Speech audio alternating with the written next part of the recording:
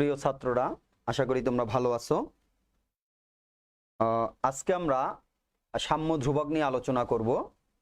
তো আমরা চতুর্থ অধ্যায় প্রথম পত্রের এটা পড়তেছিলাম। গত লেকচারে আমরা লা শাতেলের নীতি নিয়ে আলোচনা করছিলাম এবং লা শাতেলের নীতির ক্ষেত্রে আমরা যে বিক্রিয়া যখন সাম্যাবস্থায় উপনীত হয়, ওই সাম্যাবস্থায় উপনীত হওয়ার পরে বিক্রিয়াতে আমরা কি কি নিয়ামক পরিবর্তন করতে পারি। নিয়ামকগুলো ছিল আমাদের তাপমাত্রা, চাপ, ঘনমাত্রা। এই নিয়ামকগুলো পরিবর্তনের মাধ্যমে আমরা সাম্যের অবস্থান পরিবর্তন করতে পারি এবং সেক্ষেত্রে তাদের প্রভাবগুলো কি কি সেটা আমরা আলোচনা করছিলাম। তাপমাত্রার প্রভাবে আমরা ভ্যান টপ সমীকরণের সাহায্যে তাপ উৎপাদী এবং তাপহারী বিক্রিয়ার ক্ষেত্রে ভিন্ন ভিন্ন যে লেখচিত্র হয় সেটা দেখছিলাম। এর পাশাপাশি চাপের প্রভাব এবং এরপরে ঘনমাত্রার প্রভাব নিয়ে আলোচনা করি আমরা। এখন এর পরের টপিকটা হচ্ছে আমাদের এই লা শাতেলের যে নীতি আমরা পড়লাম এবং বিভিন্ন নিয়ামকের পরিবর্তন করলাম। এই নিয়ামকের পরিবর্তনের পরবর্তীতে আমরা এই লা শাতেলের নীতিকে শিল্পক্ষেত্রে প্রয়োগ করতে পারি।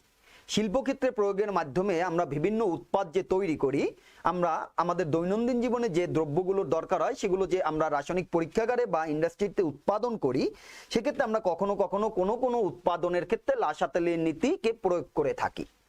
সেক্ষেত্রে যদি আমরা শিল্পোৎপাদনের ক্ষেত্রে লা শাতেলের নীতির প্রয়োগ দেখতে চাই, মনে করো হেবারবাস পদ্ধতিতে অ্যামোনিয়া উৎপাদন, এটা হচ্ছে নাইট্রোজেন আর 3 মোল হাইড্রোজেন বিক্রিয়া করে। নাইট্রোজেন আর 3 মোল হাইড্রোজেন বিক্রিয়া করে তারা উৎপন্ন করে 2 মোল অ্যামোনিয়া, এটা তোমরা জানো। এই বিক্রিয়ায় আমরা আয়রন চূর্ণ প্রভাবক হিসেবে ব্যবহার করি এবং প্রভাবক সহায়ক বা প্রমোটর হিসেবে মোলিবডেনামকে ইউজ করে থাকি। এখন প্রশ্ন হচ্ছে এই বিক্রিয়াটায় আমাদের ডেল্টা এইচ এর মান কত? ডেল্টা এইচ সমান -92.2 কিলোজুল পার মোল। ডেল্টা এইচ হচ্ছে -92.2 কিলোজুল পার মোল। তাহলে এই বিক্রিয়াকে বা এই হেবারবাস পদ্ধতির উপর আমরা যদি লা শাতেলের নীতির প্রয়োগ করে থাকি তাহলে আমরা কিভাবে করব? দেখো, বিক্রিয়াটায় আমরা লা শাতেলের নীতির প্রয়োগ মানে তাপমাত্রা, চাপ, ঘনমাত্রার পরিবর্তন করব। তাপমাত্রা, চাপ, ঘনমাত্রার পরিবর্তন করব। আমরা যদি তাপমাত্রার পরিবর্তন লক্ষ্য করি, দেখো ডেল্টা এইচ এর মান নেগেটিভ। নেগেটিভ মানে তাপ উৎপাদী বিক্রিয়া। তাহলে তাপ উৎপাদী বিক্রিয়ার ক্ষেত্রে আমরা গতদিন তাপমাত্রার প্রভাবে ভ্যান টপ সমীকরণ দিয়ে যে লেখচিত্র অঙ্কন করেছিলাম, সেখানে আমরা কি দেখলাম? সেখানে আমরা দেখলাম তাপ উৎপাদী বিক্রিয়ার ক্ষেত্রে আমরা যত তাপ বৃদ্ধি করব, বিক্রিয়া তত কি হবে? পশ্চাৎবর্তী হবে। অর্থাৎ তাপ যত বৃদ্ধি করব তত আমার কি হবে? এই অ্যামোনিয়া বিয়োজিত হয়ে নাইট্রোজেন আর হাইড্রোজেন উৎপন্ন করবে। তাপ যত কমাবো আমরা, অ্যামোনিয়া বিয়োজিত হয়ে নাইট্রোজেন আর হাইড্রোজেন উৎপন্ন করবে। তাহলে এই বিক্রিয়ায় আমি যদি সর্বোচ্চ অ্যামোনিয়া উৎপাদন করতে চাই, এই প্রক্রিয়ার ক্ষেত্রে আমরা যদি সর্বোচ্চ অ্যামোনিয়া উৎপাদন করতে চাই, তাহলে আমাকে কি করতে হবে? আমাকে যত কম তাপ নেওয়া যায় তত আমার জন্য সুবিধা হবে। যত আমি কম তাপমাত্রা প্রয়োগ করব তত আমার জন্য বেশি অ্যামোনিয়া উৎপন্ন হবে। এখন তুমি যে কম তাপমাত্রা প্রয়োগ করবা, সেই তাপমাত্রাটা কত? আমি যত কম নিব আমার উৎপাদ কি তত বেশি হবে? এটা দেখা যায় যে নাইট্রোজেন এবং হাইড্রোজেনের ক্ষেত্রে যে এই বিক্রিয়ক অণুগুলোকে তাপ প্রয়োগ করে কিন্তু আমরা আবার উত্তেজিত করে দেই। উত্তেজিত করলে তখন ওই বিক্রিয়ক অণুগুলোর মধ্যে পারস্পরিক সংঘর্ষ বৃদ্ধি পায়। বিক্রিয়ক অণুগুলোর মধ্যে যখন পারস্পরিক সংঘর্ষ বৃদ্ধি পায়, বেশি সংখ্যক বিক্রিয়ক অণু সক্রিয় হয় এবং সক্রিয় হয়ে তারা কি করে? ওই যে আমাদের অ্যাক্টিভেশন এনার্জির যে কার্ভ, সেই চূড়ায় অবস্থান করতে পারে। তাহলে আমার এখানে ছিল রিঅ্যাক্ট্যান্ট, এখানে ছিল প্রোডাক্ট, এটা ট্রানজিশন স্টেট বা অন্তর্বর্তী অবস্থা। তাহলে যত আমি এদেরকে উত্তেজিত করে দিব তাদের মধ্যে সংঘর্ষটা তত বাড়বে। সংঘর্ষ যত বাড়বে তারা তত সক্রিয় হয়ে ওই অবস্থান্তর অবস্থায় যেতে পারবে। তাহলে এখন যদি তুমি খুব নিম্ন তাপে বিক্রিয়াটিকে সংগঠিত করতে চাও, খুব নিম্ন তাপে বিক্রিয়াটিকে সংগঠিত করলে দেখা যায় যে এই বিক্রিয়ক অণুগুলোর সক্রিয় হওয়ার প্রবণতাটা হ্রাস পায়। অর্থাৎ তাদেরকে তুমি যেভাবে সক্রিয় করে অ্যামোনিয়া উৎপাদন করতে পারবে, সক্রিয় যত কম হবে, তাপমাত্রা যত আমি কমাবো তত কি হবে? এদের গতিশক্তি হ্রাস পাবে। গতিশক্তি যত হ্রাস পাবে তারা চলাচল করবে না। চলাচল না করলে তাদের মধ্যে পারস্পরিক সংঘর্ষ হবে না। পারস্পরিক যদি সংঘর্ষ না হয়, তারা সক্রিয় হয়ে রিঅ্যাক্ট্যান্ট থেকে এই অন্তর্বর্তী অবস্থায় যেতে পারে না। সেক্ষেত্রে খুব নিম্ন তাপমাত্রায় আবার বিক্রিয়ার গতি খুব ধীর গতির হয়ে যায়।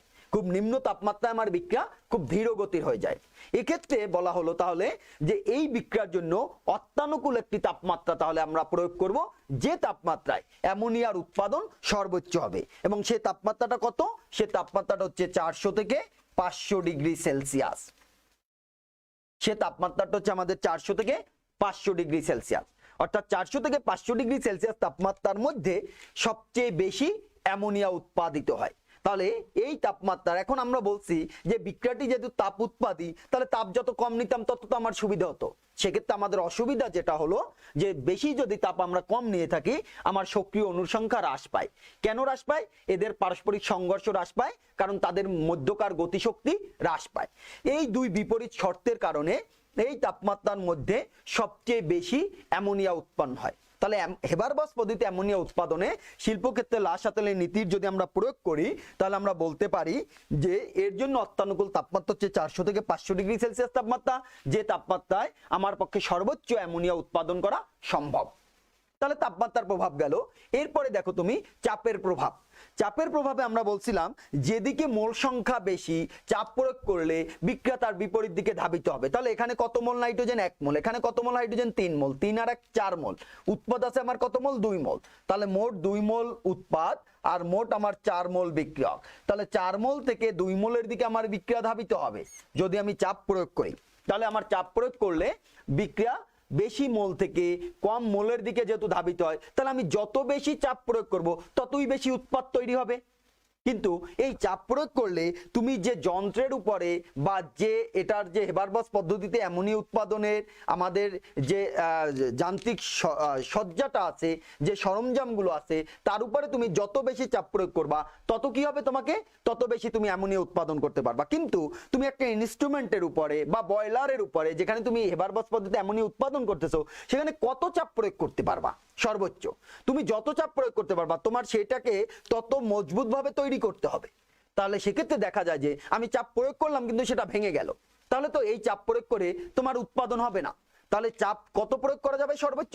তখন দেখা গেল যে আমরা যত চাপ প্রয়োগ করলে আমাদের এই ইন্ডাস্ট্রির ক্ষেত্রে উৎপাদনে আমাদের আবার ব্যবসায় লাভের কথাও চিন্তা করতে হয়, যে আমি উৎপাদন করলাম, আমার ইন্ডাস্ট্রিতে সেটা লস হলো, তাহলে তো আমার লাভ নেই কোনো। তাহলে আমার লাভের কথা যদি চিন্তা করি, তাহলে আমাকে কম খরচ করতে হবে। যত বেশি কম খরচ করবো আমি, আমার তত লাভ হওয়ার সম্ভাবনা বেশি শিল্পক্ষেত্রে। তাহলে সেক্ষেত্রে আমরা যদি বেশি চাপ প্রয়োগ করতে চাই, আমার ইনস্ট্রুমেন্টের ক্ষেত্রে যে পরিমাণ খরচ হয় সেটা খুব বেশি হয়ে যায়। এ কারণে একটা মিনিমাম এই অত্যানুকূল তাপমাত্রার মতো একটা অত্যানুকূল চাপ প্রয়োগ করা হয়, যে চাপের ক্ষেত্রে সর্বোচ্চ অ্যামোনিয়া উৎপাদন সম্ভব হয়। এবং সে চাপটা কত? সে চাপটা হচ্ছে 200 থেকে 300 ATM। সে চাপটা হচ্ছে 200 থেকে 300 ATM। কেউ কেউ এটাকে শুধুমাত্র 200 ATM ও 200 অ্যাটমসফিয়ারও বলে থাকেন। তাহলে আমরা এভাবে শিল্পক্ষেত্রে অ্যামোনিয়া উৎপাদনের ক্ষেত্রে এই তাপমাত্রা এবং এই চাপ যদি প্রয়োগ করি, তাহলে সর্বোচ্চ পরিমাণ অ্যামোনিয়া উৎপাদন করতে পারি। এভাবে শিল্পক্ষেত্রে আমরা লাসাতেলের নীতির প্রয়োগের মাধ্যমে বিভিন্ন উৎপাদ উৎপন্ন করব, এবং সেক্ষেত্রে আমরা যে পরিমাণ তাপমাত্রা, যে পরিমাণ চাপ দরকার, এবং সেই চাপ এবং তাপমাত্রাকে এমনভাবে সিলেক্ট করা হয় যে কোনো সর্বোচ্চ পরিমাণ অ্যামোনিয়া উৎপাদন হয়। তাহলে এই হচ্ছে আমাদের লাসাতেলের নীতির প্রয়োগ। লাসাতেলের নীতির প্রয়োগের পরে আমরা চলে যাব আজকের মূল আমাদের যেটা আলোচনার বিষয়, তোমাদের সাম্য ধ্রুবক। সাম্য ধ্রুবকের ক্ষেত্রে অবশ্যই সাম্য ধ্রুবক কার জন্য প্রযোজ্য হবে? সাম্যাবস্থার জন্য প্রযোজ্য। তাহলে সাম্যাবস্থা কোন বিক্রিয়ার ক্ষেত্রে প্রযোজ্য হয়? সাম্যাবস্থা প্রযোজ্য হয় উভমুখী বিক্রিয়ার ক্ষেত্রে। তাহলে আমরা আজকে আলোচনা করব উভমুখী বিক্রিয়ার সাম্যাবস্থায় সাম্য ধ্রুবকের মান কেমন হবে। উভমুখী বিক্রিয়ার সাম্যাবস্থায় সাম্য ধ্রুবকের মান কেমন হবে। এই সাম্য ধ্রুবকের মান বিবেচনা করার আগে আমরা বিক্রিয়ার হারের মধ্যে ভরক্রিয়া সূত্র পড়ছিলাম। সেই সূত্রটার কথা যদি মনে করি, ভরক্রিয়া সূত্রে আমরা কি বলছিলাম? ভরক্রিয়া সূত্রে বলছিলাম কোন রাসায়নিক বিক্রিয়ার হার ওই বিক্রিয়ায় যে বিক্রিয়কগুলো থাকবে তাদের সক্রিয় ভরের সমানুপাতিক হবে। তাদের সক্রিয় ভরের সমানুপাতিক হবে কার? রাসায়নিক বিক্রিয়ায় বিক্রিয়ক সময়ের সক্রিয় ভরের সমানুপাতিক। তবে ওই বিক্রিয়কগুলোর যে ঘাত থাকবে, ওই ঘাতগুলো এখানে কাউন্ট করতে হবে। ওই ঘাতগুলো এখানে ওই বিক্রিয়ার মোল সংখ্যাগুলো এখানে ঘাত হিসেবে ব্যবহৃত হবে। তার মানে যথাযথ ঘাত সহ, তার মানে আমরা বলতে পারি যথাযথ ঘাত সহ কোনো রাসায়নিক বিক্রিয়ায় বিক্রিয়ক সময়ের সক্রিয় ভরের সমানুপাতিক হবে তার বিক্রিয়ার হার। সেক্ষেত্রে আমরা বলছিলাম এই সক্রিয় ভর। তাহলে সক্রিয় ভর আমরা কি বুঝি? সক্রিয় ভর বলতে মূলত মোলার গারত্বকে বোঝানো হয়। সক্রিয় ভর সমান হচ্ছে মোলার গারত্ব। যে কোনো পদার্থের মোলার গারত্বকে সক্রিয় ভর বলা হবে। এখন এই সক্রিয় ভর আমরা তাহলে কিভাবে গণনা করব? প্রশ্ন হচ্ছে এটা, সক্রিয় ভর আমরা কিভাবে গণনা করব। তাহলে সক্রিয় ভর সমান হলো কি মোলার গারত্ব। মোলার গারত্বের ক্ষেত্রে আমরা যদি দ্রবণের ক্ষেত্রে সক্রিয় ভর হিসাব করি, আমরা এটা এর আগেও আলোচনা করছিলাম, দ্রবণের ক্ষেত্রে হবে সেটা মোলার ঘনমাত্রা মানে হচ্ছে N/V। দ্রবণে সেটা হবে N/V মানে হচ্ছে মোল সংখ্যা বাই আয়তন, মানে হচ্ছে দ্রবণের ক্ষেত্রে এটা হবে মোল সংখ্যা বাই আয়তন। আবার দেখা যায় যে গ্যাসের ক্ষেত্রে আমরা দেখতে পাই যে তার আংশিক চাপ হচ্ছে মোলার গারত্বের সমানুপাতিক। তাহলে গ্যাসের ক্ষেত্রে আমরা কি বলবো, গ্যাসের ক্ষেত্রে আংশিক চাপ হবে তার মোলার গারত্বের সমানুপাতিক, মোলার গারত্বের সমানুপাতিক। তাহলে আমাদের সক্রিয় ভর বলতে দ্রবণের ক্ষেত্রে আমরা মোলার ঘনমাত্রাকে ব্যবহার করব এবং গ্যাসের ক্ষেত্রে আংশিক চাপকে ব্যবহার করব, গ্যাসের ক্ষেত্রে আংশিক চাপকে ব্যবহার করব। তাহলে কঠিন পদার্থের ক্ষেত্রে আমরা কি ব্যবহার করব, দেখো তাহলে কঠিন পদার্থের ক্ষেত্রে আমরা মোলার গারত্ব ব্যবহার করব। তাহলে কঠিন পদার্থের ক্ষেত্রে আমরা কি লিখতে পারি, মোল সংখ্যা বাই আয়তন। কঠিন পদার্থটির মোল সংখ্যা বাই আয়তন, তাহলে আমরা বলতে পারি পদার্থটির মোল সংখ্যা ভাগ হবে পদার্থটির আয়তন,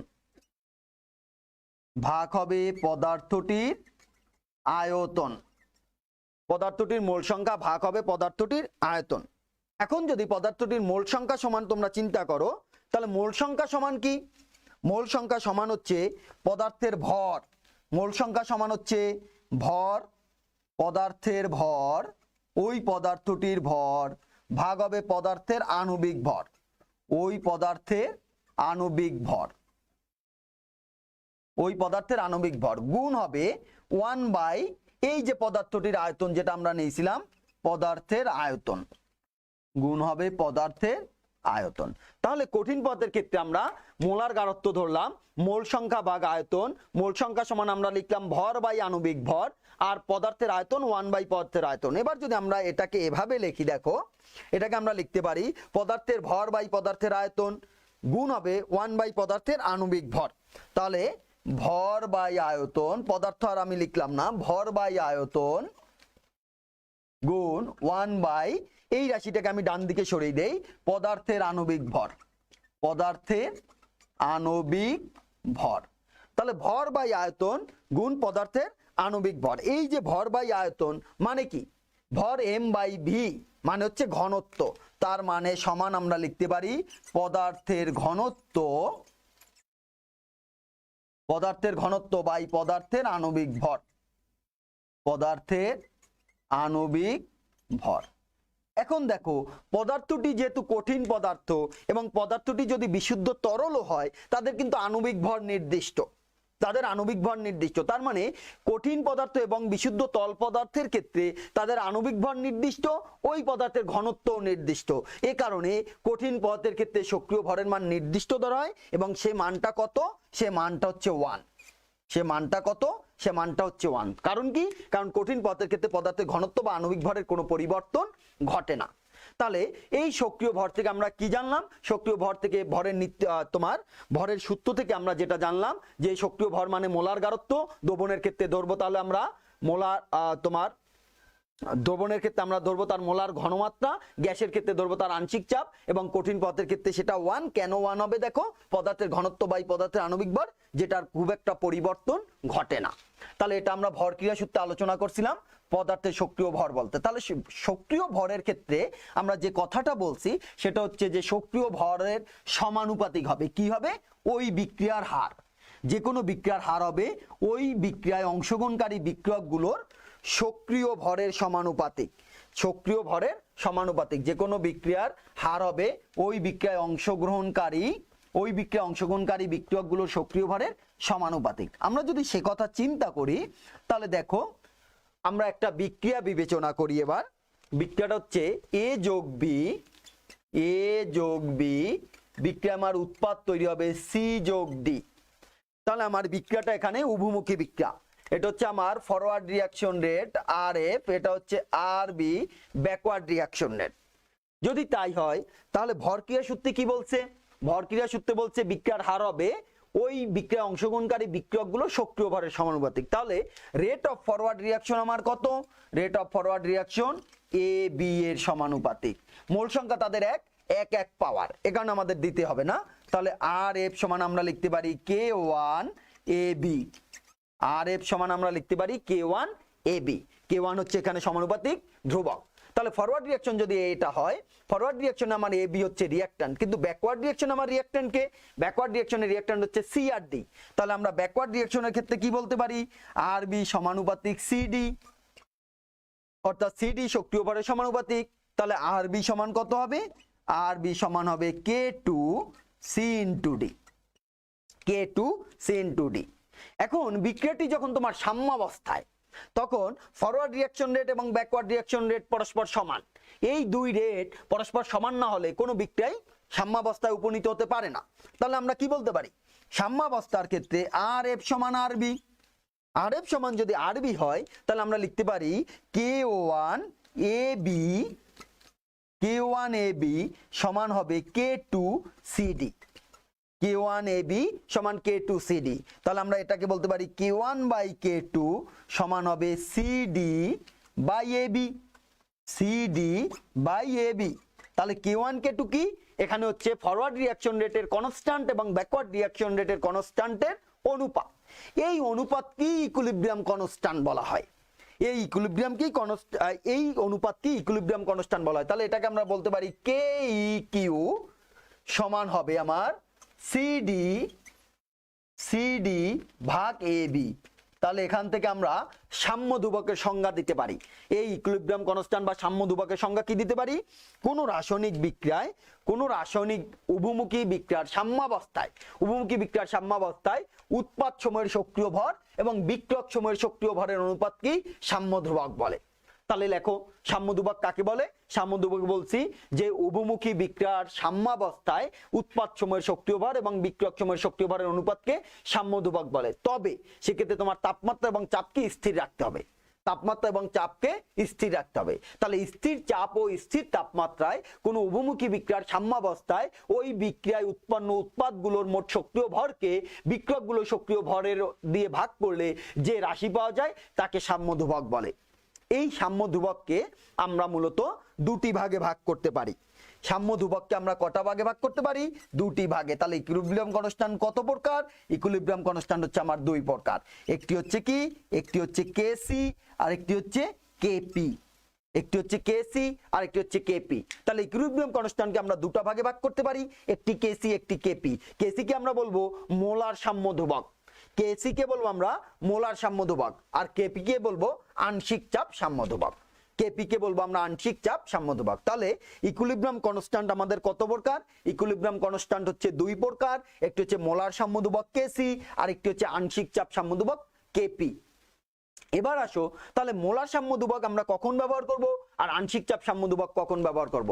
তাহলে যে কোনো রাসায়নিক উভমুখী বিক্রিয়ার ক্ষেত্রে পরবর্তীতে আমরা মূলত এই KC এবং KP এর রাশিমালা বের করব এবং এই মোলার সাম্য ধ্রুবক এবং আংশিক চাপের রাশিমালা থেকে আমরা ওই বিক্রিয়ার বিভিন্ন নিয়ামকের পরিবর্তনের ফলে কি ঘটনা ঘটবে সেটা নিয়ে আলোচনা করব। তাহলে মোলার সাম্য ধ্রুবক কখন হবে? যখন তুমি বিক্রিয়ক এবং উৎপাদের সক্রিয় ভরকে মোলার ঘনমাত্রায় প্রকাশ করবা। বিক্রিয়ক এবং উৎপাদের সক্রিয় ভরকে মোলার ঘনমাত্রায় যখন প্রকাশ করবা তখন বলবো মোলার সাম্য ধ্রুবক, আর যখন তাদেরকে তুমি আংশিক চাপে প্রকাশ করবা তখন তাকে আমরা বলবো আংশিক চাপ সাম্য ধ্রুবক। মোলার সাম্য ধ্রুবকের KC কে C মানে কনসেন্ট্রেশন নির্দেশ করতেছে, আর K মানে হচ্ছে কনস্ট্যান্ট, আর এখানেও K কনস্ট্যান্ট, P মানে প্রেসার নির্দেশ করতেছে, অর্থাৎ আংশিক চাপ নির্দেশ করতেছে। এখন যদি আমরা এই জায়গা থেকে তাদের KC কে সংজ্ঞায়িত করতে চাই, মোলার সাম্য ধ্রুবককে সংজ্ঞায়িত করতে চাই, তাহলে আমরা কখন মোলার সাম্য ধ্রুবক KC ব্যবহার করতে পারবো? যখন ওই বিক্রিয়ার ক্ষেত্রে আমরা সকল সক্রিয় ভরকে মোলার ঘনমাত্রায় প্রকাশ করব। সকল সক্রিয় ভরকে যখন মোলার ঘনমাত্রায় প্রকাশ করব তখন আমরা KC কে ব্যবহার করতে পারি। আমরা একটি বিক্রিয়াকে বিবেচনা করি। দেখো, মনে করো বিক্রিয়াটি হচ্ছে A যোগ BB। এই বিক্রিয়ায় উৎপন্ন হবে MM যোগ NN। এরকম একটা বিক্রিয়াকে আমরা বিবেচনা করলাম যে ABB, এনটা না দিয়ে আমরা L নেই, তাহলে আমাদের সুবিধা হবে LL যোগ MM। এখন এই বিক্রিয়ায় তাহলে আমরা যদি বিক্রিয়াকে তোমার ফরওয়ার্ড রিঅ্যাকশন রেটকে নির্ণয় করতে চাই RF আর এটা RB, তাহলে আমার ফরওয়ার্ড রিঅ্যাকশন রেট কত হবে? বিক্রিয়কের সক্রিয় ভরের সমানুপাতিক। কিভাবে নিলাম আমরা সক্রিয় ভরটা নিলাম মোলার ঘনমাত্রা, থার্ড ব্র্যাকেট দিয়ে আমরা সক্রিয় ভরকে বুঝেছি এখানে মোলার ঘনমাত্রা, তার মোল সংখ্যা হবে পাওয়ার, আমরা আগেই বলছি এ বি। তাহলে এখানে আর এফ সমান এটা, তাহলে আর বি কত হবে? আর বি হবে আমাদের এল এর পাওয়ার এল, এম এর পাওয়ার এম। তাহলে এখানে K1 K2 আসবে, কিন্তু এখানে K1 K2 আসবে। তাহলে যদি আর এফ সমান এরকম হয়, দেখো K1 ইন্টু এর পাওয়ার এ বি এর পাওয়ার বি, তাহলে আমার আর বি সমান কত? আর বি সমান হবে এল এর পাওয়ার এল, এম এর পাওয়ার এম, এল এর পাওয়ার এল, এম এর পাওয়ার এম। এখন বিক্রিয়াটি যখন সাম্যাবস্থা চলে গেল, তখন ফরওয়ার্ড রিঅ্যাকশন রেট এবং ব্যাকওয়ার্ড রিঅ্যাকশন রেট পরস্পরের সমান। তাহলে ফরওয়ার্ড এবং ব্যাকওয়ার্ড রিঅ্যাকশনের রেট যদি পরস্পর সমান হয়, সেক্ষেত্রে আমরা কি লিখতে পারি? আমরা লিখতে পারি K1 এ এর পাওয়ার এ বি এর পাওয়ার বি সমান K2 এল এর পাওয়ার এল, এম এর পাওয়ার এম। তাহলে আমরা বলতে পারি এখানে K1 বাই K2 সমান হবে এল এর পাওয়ার এল, এল এর পাওয়ার এল, এম এর পাওয়ার এম ভাগ এর পাওয়ার এ বি এর পাওয়ার বি। তাহলে এখানে তুমি যে এল এম এবং এ বি এর সক্রিয় ভর সক্রিয় ভর নিয়েছো, সেটা কোন এককে নিয়েছো? মোলার ঘনমাত্রায়। তাহলে এই সাম্য ধ্রুবক, এই যে K1 K2 এর অনুপাত, এই সাম্য ধ্রুবকটাকেই তখন আমরা কেসি বলবো।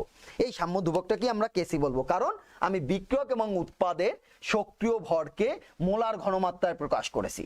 আমি বিক্রিয়ক এবং উৎপাদের সক্রিয় ভরকে মোলার ঘনমাত্রায় প্রকাশ করছি। তাহলে এখানে K1 বাই K2 কে আমরা বলবো কেসি সমান হবে আমার এল এর পাওয়ার এল, এল এর পাওয়ার এল, এম এর পাওয়ার এম ভাগ হবে এ এর পাওয়ার এ ভাগ বি এর পাওয়ার বি, ভাগ হবে বি এর পাওয়ার বি। তাহলে দেখো কেসি বা মোলার সাম্য ধ্রুবক কি? তাহলে এই কেসিকে আমরা বলবো মোলার সাম্য ধ্রুবক। তোমরা লিখে রাখো, এটা হচ্ছে মোলার সাম্য ধ্রুবক, মোলার সাম্য ধ্রুবক। তাহলে মোলার সাম্য ধ্রুবকের সংজ্ঞা ক্ষেত্রে আমরা কি বলতে পারি? মোলার সাম্য ধ্রুবকের সংজ্ঞার ক্ষেত্রে আমরা বলতে পারি, যদি কোনো রাসায়নিক বিক্রিয়ার, উভমুখী রাসায়নিক বিক্রিয়ার ক্ষেত্রে চাপ এবং তাপমাত্রা স্থির থাকে, বা একই তাপমাত্রা ও চাপে তাপ এবং তাপমাত্রা যখন স্থির থাকবে, তখন তাদের যে সক্রিয় ভর ওই উৎপাদের মোলার ঘনমাত্রার অনুপাত ও বিক্রিয়কের মোলার ঘনমাত্রার অনুপাতকেই মোলার সাম্য ধ্রুবক বলা হবে। তাহলে নির্দিষ্ট তাপমাত্রা ও চাপে কোনো উভমুখী বিক্রিয়ার সাম্যাবস্থায় উৎপাদের মোলার ঘনমাত্রার গুণফলকে বিক্রিয়কের মোলার ঘনমাত্রার গুণফল দিয়ে ভাগ করলে যে রাশি পাওয়া যাবে, সেটাকেই মোলার সাম্য ধ্রুবক বলা হবে, সেটাকেই মোলার সাম্য ধ্রুবক বলা হবে। তাহলে আমি আবারও বলি যে নির্দিষ্ট তাপমাত্রা ও চাপে কোনো উভমুখী বিক্রিয়ার সাম্যাবস্থায় বিক্রিয়ক সমূহের মোলার ঘনমাত্রার গুণফলকে উৎপাদ সমূহের মোলার ঘনমাত্রার গুণফলকে বিক্রিয়ক সমূহের মোলার ঘনমাত্রার গুণফল দিয়ে ভাগ করলে যে রাশি পাওয়া যায়, তাকে মোলার সাম্য ধ্রুবক বলে, তাকে মোলার সাম্য ধ্রুবক বলে। মোলার সাম্য ধ্রুবককে আমরা এভাবেও লিখতে পারি, Kc সমান হলো সি অফ এল এর power L, C of M এর power M, C of A এর power A, C of B এর পাওয়ার বি। এখানে সি অফ এল মানে কি? Concentration of L. Third bracket of L মানে তার মোলার ঘনমাত্রা, সি অফ এল মানে তার মোলার ঘনমাত্রা, এর power L, C of M মানে ওই যে তুমি থার্ড ব্র্যাকেট ইউজ করে এম দিছো, ওই এম। তাহলে এটা আমরা মনে রাখবো, কেসি সমান আমরা এভাবেও লিখতে পারি, কেসি সমান এভাবেও লিখতে পারি। এই হচ্ছে আমাদের যখন আমরা মোলার ঘনমাত্রায় সাম্য ধ্রুবককে ক্যালকুলেশন করব। মোলার ঘনমাত্রায় যখন সাম্য ধ্রুবককে ক্যালকুলেশন করব, তখন এভাবে কোন রাসায়নিক উভমুখী বিক্রিয়া থেকে কেসি এর মানটা এভাবে বের হয়ে আসবে। এখন এই বিক্রিয়ার ক্ষেত্রে যদি আমি তাদের মোলার ঘনমাত্রা না ধরে তাদের ক্ষেত্রে আমি আংশিক চাপকে ব্যবহার করি, আমাদের বিক্রিয়ক এবং উৎপাদগুলো যদি গ্যাসীয় হয়, তাদের ক্ষেত্রে যদি আমরা আংশিক চাপ ব্যবহার করে তার মোলার সাম্য ধ্রুবক নির্ণয় করি, তাহলে ওই মোলার সাম্য ধ্রুবককে আমরা বলবো আংশিক চাপ সাম্য ধ্রুবক। ওই মোলার সাম্য ধ্রুবককে আমরা কি বলবো? আংশিক চাপ সাম্য ধ্রুবক। সেক্ষেত্রে তোমাকে এই উপাদানগুলোর তোমার আংশিক চাপ ব্যবহার করে তোমার সাম্য ধ্রুবকের মান নির্ণয় করতে হবে। এখন তুমি মনে করো এর আংশিক চাপ পি অফ এ, বি এর আংশিক চাপ পি অফ বি, এল এর আংশিক চাপ পি অফ এল এবং এম এর আংশিক চাপ হচ্ছে পি অফ এম, এম এর আংশিক চাপ হচ্ছে পি অফ এম। তাহলে যদি তাই হয়, তাহলে দেখো সেক্ষেত্রে আমরা ফরওয়ার্ড রিঅ্যাকশন রেট কি লিখতে পারি? যদি আংশিক চাপকে আমরা কনসিডার করি তাহলে আমরা লিখতে পারি আর এফ সমানুপাতিক পি অফ এ এর power A P of B এর power B, P of A এর power A P of B এর পাওয়ার বি। তাহলে ফরওয়ার্ড রিঅ্যাকশন রেট এবার সক্রিয় ভরের সমানুপাতিক হলো কার? বিক্রিয়কের সক্রিয় ভরের সমানুপাতিক হলো। বিক্রিয়ককে এবার আমরা কিভাবে প্রকাশ করলাম? আংশিক চাপ দিয়ে প্রকাশ করলাম। তাহলে আমরা বলতে পারি আর এফ সমান কে ওয়ান পি অফ এ এর power A P of B এর পাওয়ার বি। তাহলে ফরওয়ার্ড রিঅ্যাকশন রেট আমরা পেয়ে গেলাম। এবার যদি আমরা ব্যাকওয়ার্ড রিঅ্যাকশন রেট বের করি আংশিক চাপকে ধরে, দেখো তাহলে ব্যাকওয়ার্ড রিঅ্যাকশনের ক্ষেত্রে আমরা বলতে পারি আর বি সমানুপাতিক হবে পি অফ এল এর power L P of M এর পাওয়ার এম। তাহলে আর বি সমান কত? কে টু পি অফ এল এর power L P of M এর পাওয়ার এম। এখন যদি আমরা সেটাকে সাম্যাবস্থার ক্ষেত্রে চিন্তা করি তাহলে সাম্যাবস্থার ক্ষেত্রে আমার আর এফ আর আর বি পরস্পর সমান হবে, যেটা আগে হয়েছিল।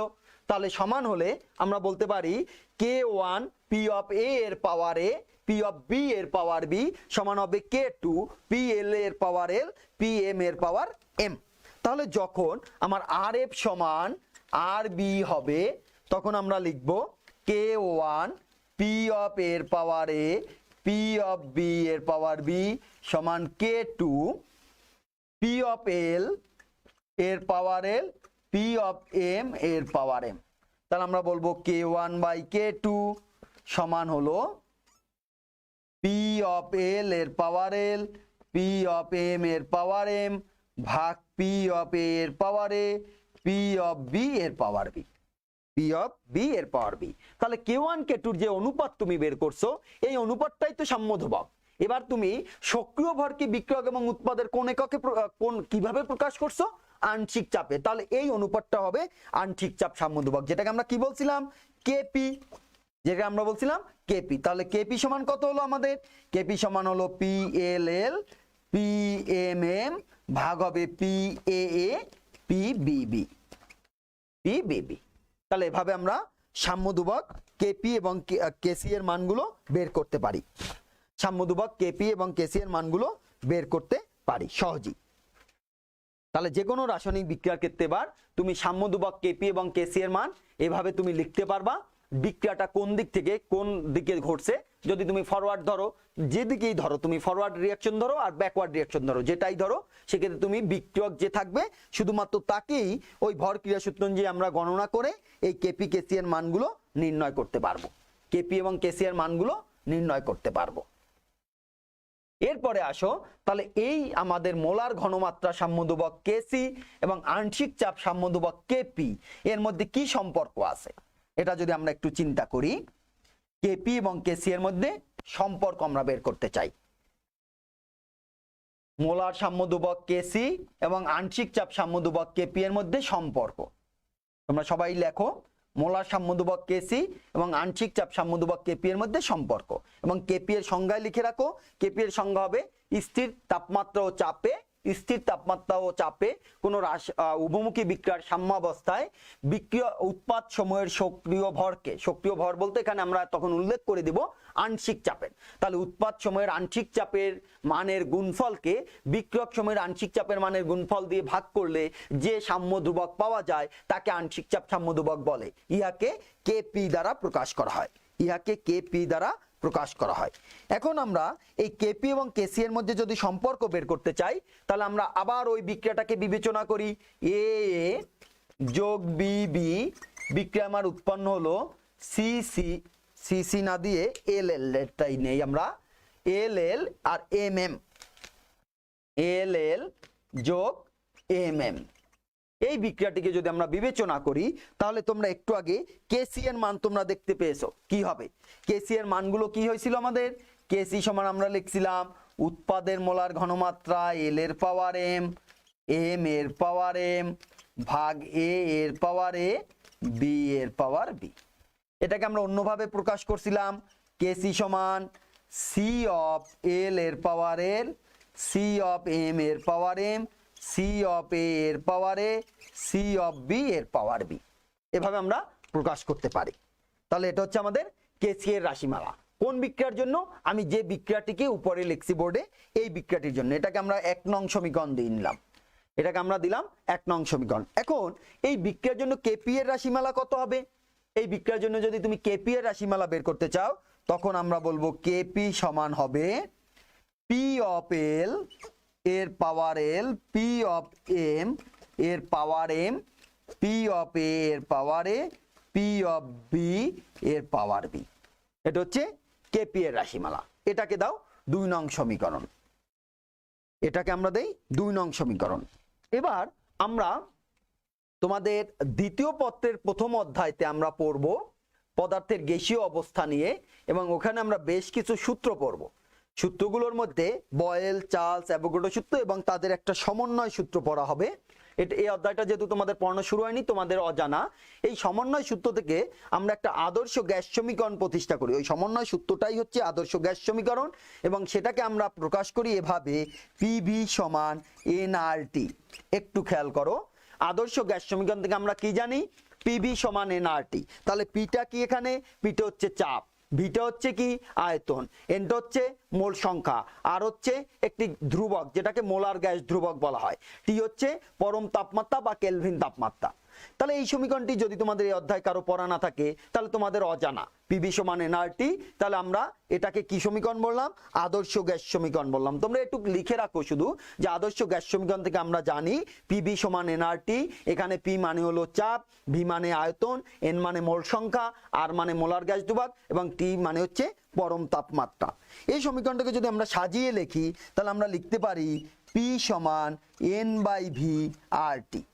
পি সমান N by V R T মানে হচ্ছে মোল সংখ্যা ভাগ আয়তন, মোল সংখ্যা ভাগ আয়তন। তাহলে মোল সংখ্যাকে যদি তুমি আয়তন দিয়ে ভাগ দাও তাহলে তুমি মূলত পাবে ঘনমাত্রা। এই ঘনমাত্রাটাকে আমরা বলি মোলার ঘনমাত্রা। এই মোলার ঘনমাত্রায় এই যে তুমি ইউজ করছো যে ঘনমাত্রাগুলো, এগুলোই মোলার ঘনমাত্রা। মোলার ঘনমাত্রাকে যদি আমি সি দ্বারা প্রকাশ করি তাহলে এই সমীকরণ আমি লিখতে পারি পি সমান সিআরটি। এই সমীকরণের জন্য আমি লিখতে পারি পি সমান সিআরটি। তাহলে পি সমান যদি সিআরটি হয় তাহলে তোমার এখানে উপাদান কয়টি? 4টি, একটি এ, একটি বি, একটি এল, একটি এম। তাহলে পি সমান পি অফ এল যদি হয় তাহলে তুমি বলবে সি অফ এল আর টি, কারণ আর এবং টি বিক্রিয়ার জন্য কনস্ট্যান্ট। আর এবং টি সবার জন্য একই মান, মোলার গ্যাস ধ্রুবক এবং পরম তাপমাত্রা এর জন্য যে মান, বি এর জন্য যে মান, এল এর জন্য একই মান, এম এর জন্য একই মান। কিন্তু এখানে সি কনসেন্ট্রেশন যেটা, এ, বি, এল, এম এদের প্রত্যেকের আলাদা। তাহলে আমরা বলতে পারি এল উপাদানের চাপ পি এল সমান হচ্ছে সি এল আর টি। এল উপাদানের জন্য আমরা বলতে পারি পি এল সমান সি এল আর টি। ঠিক একইভাবে এম উপাদানের জন্য বলতে পারি পি এম সমান সি এম আর টি। ঠিক একইভাবে আমরা বলতে পারি পি অফ এ সমান সি অফ এ আর টি, এবং পি অফ বি সমান সি অফ বি আর টি। এই সমীকরণে আমরা এ, বি, এল, এম কে ব্যবহার করে এটা লিখতে পারি। এখন যদি P of L, P of M, P of A, P of B এই মানগুলো আমরা 2 নং সমীকরণে বসিয়ে দেই, দেখো এই মানগুলো যদি আমরা 2 নং সমীকরণে বসিয়ে দেই তাহলে আমরা কি লিখতে পারি? 2 নং সমীকরণ থেকে আমরা লিখতে পারি কেপি সমান হবে সি পি অফ এল মানে সি এল আর টি এর power L, P of M C M R T এর পাওয়ার এম, ভাগ হবে সি এ আর টি এর পাওয়ার এ এবং সি বি আর টি এর পাওয়ার বি এবং এর পাওয়ার বি।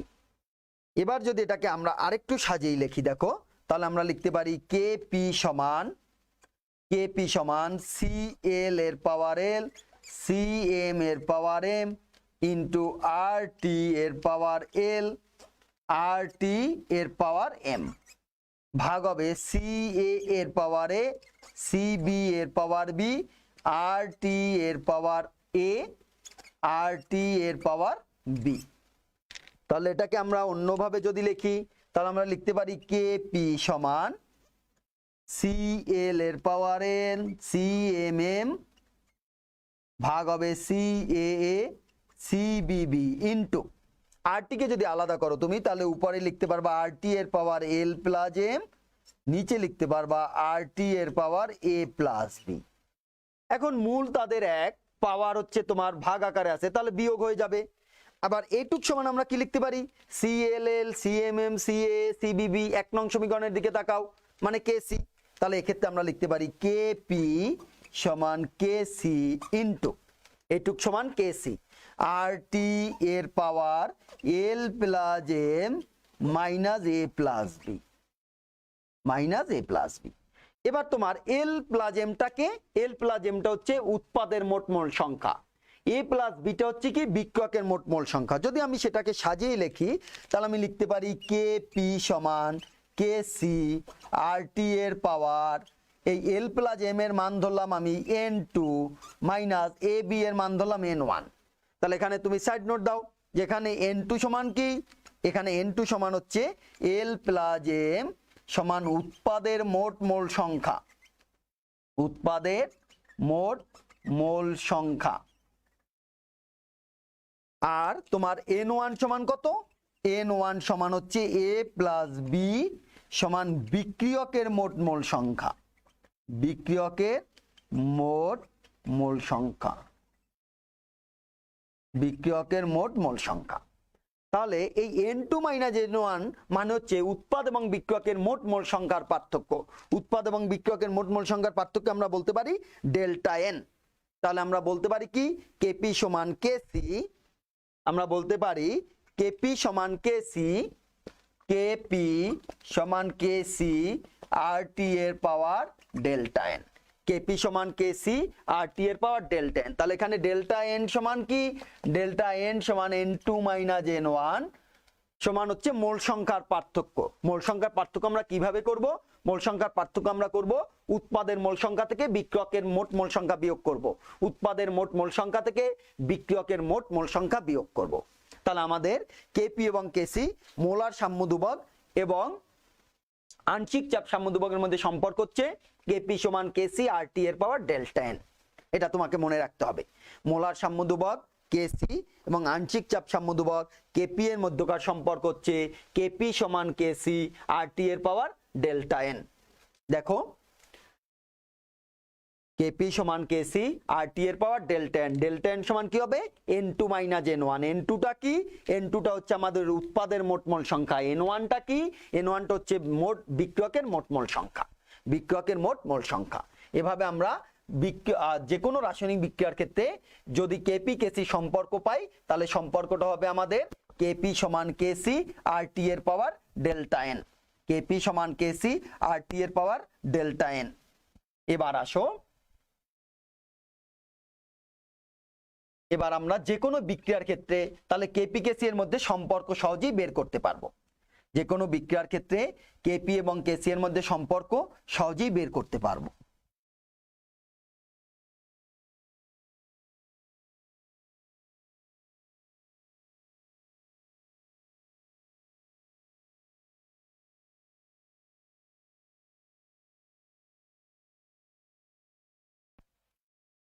দেখো আমি একটি বিক্রিয়া নিলাম n2 যোগ 3h2 2nh3,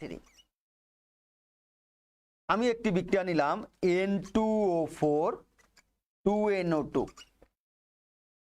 আমি আরেকটি বিক্রিয়া নিলাম H2 যোগ I2 2HI। এখন প্রথম বিক্রিয়ার ক্ষেত্রে আমি যদি কেপি কেসি সম্পর্ক বের করি, দেখো তাহলে প্রথম বিক্রিয়ার ক্ষেত্রে আমি কি বলবো, কেপি সমান কেসি আর টি এর পাওয়ার ডেল্টা এন। তাহলে ডেল্টা এন হচ্ছে আমার n2 মাইনাস n1, উৎপাদের মোট মোল সংখ্যা বিয়োগ হবে বিক্রিয়কের মোট মোল সংখ্যা, উৎপাদের মোট মোল সংখ্যা 2 আমার, বিয়োগ বিক্রিয়কের মোট মোল সংখ্যা হচ্ছে 4।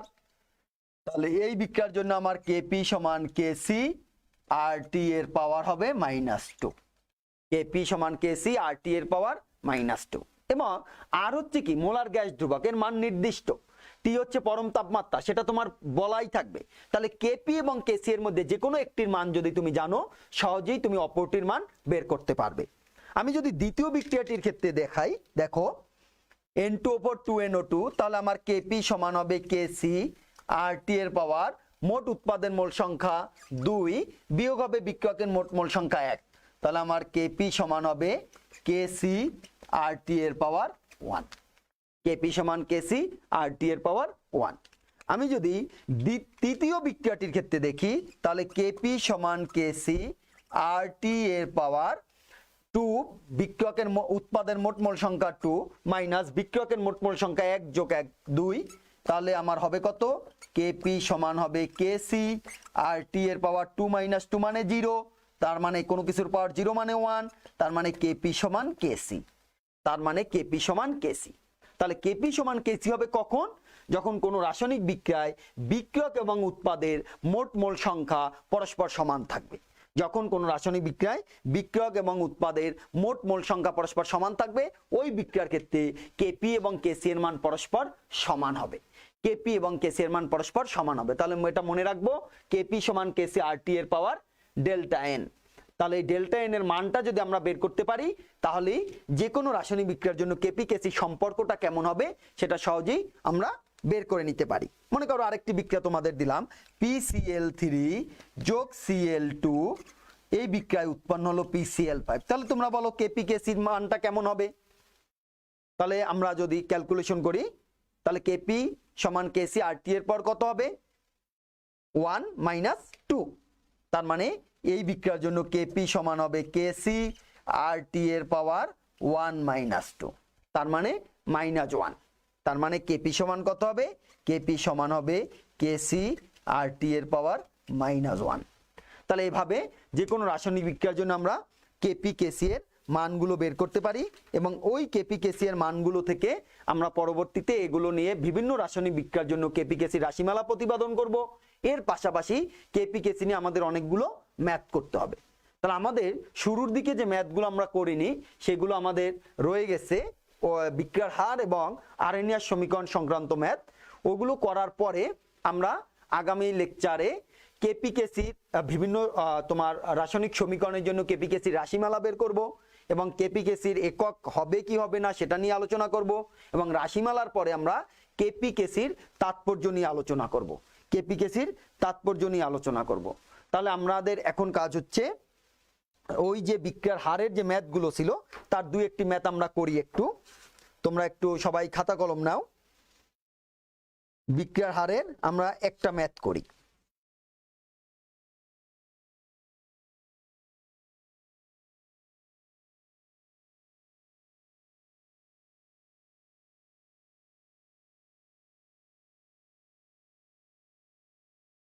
এই চ্যাপ্টার আমরা এর আগে কোনো ম্যাথ করিনি, এটাই প্রথম ম্যাথ। তোমরা একটু ম্যাথটা লেখো। আজকে আমরা একটা ম্যাথ করব, এবং পরবর্তী লেকচারগুলোতে আমাদের প্রত্যেকটা লেকচারেই আমরা একটা দুটা করে ম্যাথ করতে থাকবো। এর পাশাপাশি আমরা থিওরিগুলো পড়তে থাকবো। প্রথমে আমরা থিওরি পড়বো এবং শেষের দিকে লেকচারে যে সময়টুকু পাবো আমরা ওই সময়টুকুর মধ্যে ম্যাথ করে নেব। তাহলে আজকে আমরা একটু বিক্রিয়ার হারের একটা ম্যাথ করি। তোমরা ম্যাথটা লেখো। Nitrogen hydrogen to ammonia, nitrogen hydrogen, nitrogen 1 mole, hydrogen 3 mole, বিক্রিয়ায় উৎপন্ন হবে 2 মোল অ্যামোনিয়া। এই বিক্রিয়ায় অ্যামোনিয়া উৎপাদন হার, এই বিক্রিয়ায় অ্যামোনিয়ার উৎপাদন হার 4.25 into 10 to the power -2 mole per litre per second, mole per litre per second. এই বিক্রিয়ায় অ্যামোনিয়া উৎপাদনের হার 4.25 into 10 to the power -2 mole per litre per second হলে তখন নাইট্রোজেন ও হাইড্রোজেন কি হারে বিক্রিয়ায় অংশগ্রহণ করে। আমি আবারও বলি, তোমরা একটু লেখো। 1 mole nitrogen, 3 mole hydrogen, 2 mole ammonia, বিক্রিয়াটি লিখিয়ে লেখো। এই বিক্রিয়ায় অ্যামোনিয়া উৎপাদনের হার 4.25 into 10 to the power -2 mole per litre per second, mole per litre per second. তাহলে নাইট্রোজেন এবং হাইড্রোজেন কি হারে বিক্রিয়ায় অংশগ্রহণ করে, নাইট্রোজেন এবং হাইড্রোজেন কি হারে বিক্রিয়ায় অংশগ্রহণ করে। তাহলে এখানে আমাদের কথা হলো যে আমাদের অ্যামোনিয়া উৎপাদনের হার, অ্যামোনিয়া উৎপাদনের হার তোমাদের বিক্রিয়ার হারের যদি সমীকরণ মনে থাকে D of NH3, অ্যামোনিয়ার ঘনমাত্রার পরিবর্তন ভাগ DT, এটাই তো অ্যামোনিয়া উৎপাদনের হার। সেটা কত? সেটা হচ্ছে 4.25 into 10 to the power -2 mole per litre per second. আমাদের এই প্রশ্নে দেয়া আছে d of NH3/dt সমান 4.25 × 10⁻², মোল পার লিটার পার সেকেন্ড। আমাদের কাছে কি জানতে চেয়েছে? আমাদের কাছে জানতে চেয়েছে যে নাইট্রোজেন এবং হাইড্রোজেন কি হারে বিক্রিয়ায় অংশগ্রহণ করবে। নাইট্রোজেন ও হাইড্রোজেন কি হারে বিক্রিয়ায় অংশগ্রহণ করবে, তার মানে হলো d of N2/dt সমান হোয়াট? d of H2/dt সমান হোয়াট? এই দুটি কি হারে বিক্রিয়ায় অংশগ্রহণ করবে। এখন তোমরা দেখো বিক্রিয়ার হারের সমীকরণ থেকে আমরা কি বলতে পারি? বিক্রিয়ার হার যদি আমরা আর ধরি, বিক্রিয়ার হার আর যদি ধরি, এই বিক্রিয়ার জন্য বিক্রিয়ার হার কত হবে? উৎপাদ যদি ধরি তাহলে d of NH3/dt স্টয়কিওমিতি অনুযায়ী মোল সংখ্যা ভাগ আকারে যাবে, তাহলে 1/2 d of NH3/dt বিক্রিয়ার হার। এটা উৎপাদের সাপেক্ষে। যদি আমরা বিক্রিয়ক নাইট্রোজেনের সাপেক্ষে ধরি তাহলে হবে d of N2/dt। এটা যেহেতু বিক্রিয়কের সাপেক্ষে তাহলে মাইনাস ব্যবহার করব আমরা। যদি আমরা হাইড্রোজেনের সাপেক্ষে ধরি তাহলে -1/3 d of H2/dt। এই সমীকরণ আমরা এই ধরনের সমীকরণ বা এ নিয়ে আমরা আলোচনা করছিলাম চ্যাপ্টারের শুরুর দিকে বিক্রিয়ার হারের। তাহলে r সমান হাফ অফ d NH3/dt সমান -d N2/dt সমান -1/3 d H2/dt। এই মাইনাস দুটি কি নির্দেশ করতেছে? মাইনাস দুটি নির্দেশ করতেছে যে বিক্রিয়া সময়ের সাথে সাথে নাইট্রোজেন এবং হাইড্রোজেনের ঘনমাত্রা হ্রাস পেতে থাকে। কেন? কারণ তারা এই রাসায়নিক বিক্রিয়ায় বিক্রিয়ক। রাসায়নিক বিক্রিয়ায় বিক্রিয়ক হওয়ার কারণে তাদের ঘনমাত্রা ক্রমান্বয়ে হ্রাস পায়। এখন এই সমীকরণ দিয়ে তুমি সহজেই d of N2/dt এবং d of H2/dt বের করতে পারবে। দেখো তাহলে d of NH3/dt এর মান দেয়া আছে, তাহলে আমরা বলতে পারি half into d of NH3/dt কত? 4.25 × 10⁻² সমান minus d of N2/dt। d of N2/dt তাহলে মাইনাস d of N2/dt সমান কত হবে? 4.25 কে 2 দিয়ে ভাগ দাও, 2 যদি ভাগ দিই 2.125 × 10⁻²। এটার একক ছিল মোল পার লিটার পার সেকেন্ড। তাহলে আমার নাইট্রোজেন এই হারে বিক্রিয়ায় অংশগ্রহণ করবে। আমার নাইট্রোজেন এই হারে বিক্রিয়ায় অংশগ্রহণ করবে। তাহলে আমার হাইড্রোজেন কি হারে বিক্রিয়ায় অংশগ্রহণ করবে? তাহলে হাইড্রোজেনের জন্য half of d of NH3/dt সমান আমরা লিখব -1/3 d of H2/dt। তাহলে আমরা -d of H2/dt সমান আমরা লিখতে পারি